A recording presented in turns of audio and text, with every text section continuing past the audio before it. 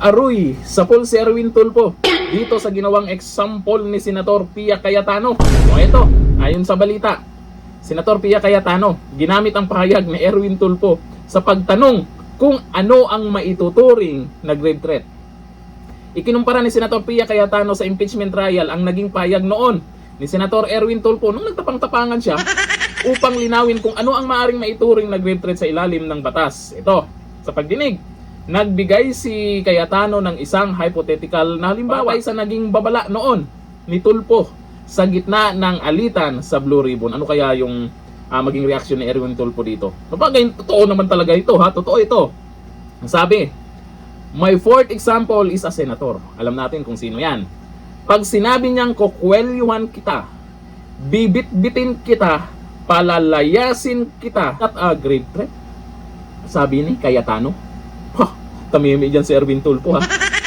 Ang halimbawa ay tumutukoy sa naging pahayag noon ni Tulfo laban sa mga senador na magsasagawa ng hiwalay na pagdinig ng Blue Ribbon. Ang mga Tulfo matapang talaga.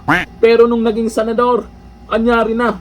Lumabas yung tapang nakaraan ni Erwin Tulfo ito nung nagbanta sa isang senador na naman. Pero wala. Nga. Takot din naman pala. Puro lang banta ang kaya neto ni Erwin Tulfo. Ngayon, sapul siya dito sa sinasabi o ginawang example ni Senator Pia Cayetano.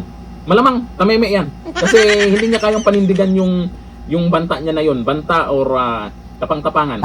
Ginamit ni Cayetano ang naturang halimbawa habang nagtatanong sa mga abogado ng prosekusyon at depensa kaugnay ng legal na pamantayan sa pagtukoy kung ang isang pahayag ay may tuturing na grave threat.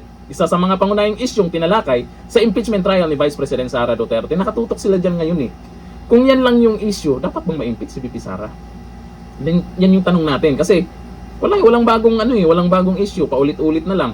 Tapos yung witness nila, ang daming butas na pwedeng ibato sa kanila. Kaya nangyayari, ala na. Habang tumatagal, nga.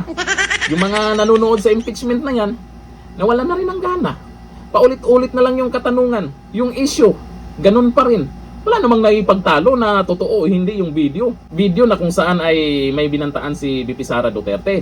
Ang tanong lang kasi dito, bakit nagbanta si VP Sara? Dapat yun din yung titingnan nyo kung ano yung naging dahilan. At kailan pwedeng mangyari yung banta niya. Diba? Wala din yan. Malabo namang ma-impeach yan. Ito sabi ni Michela Cantomayor, na back to you agad si Erwin Tulfo. Sabi ni James Jimmy, ang ibig sabihin, kaso din pala kay Bindalo. Malamang kung may kaso itong kay VP Sara, dapat ito din kay Bindalo. Nagbanta din siya, di ba? At kapwa senador pa ang binantaan niya. Sabi ni Boss Jamnes Vlog, na back to you ata si Bindalo. Pero malamang, itong si Erwin Tulfo, hindi sasagot sa ginawang example ni Pia Cayetano. Yung mga inilabas nilang ebidensya at witness, resulta, nga. Ganito lang, thank you. Bye-bye.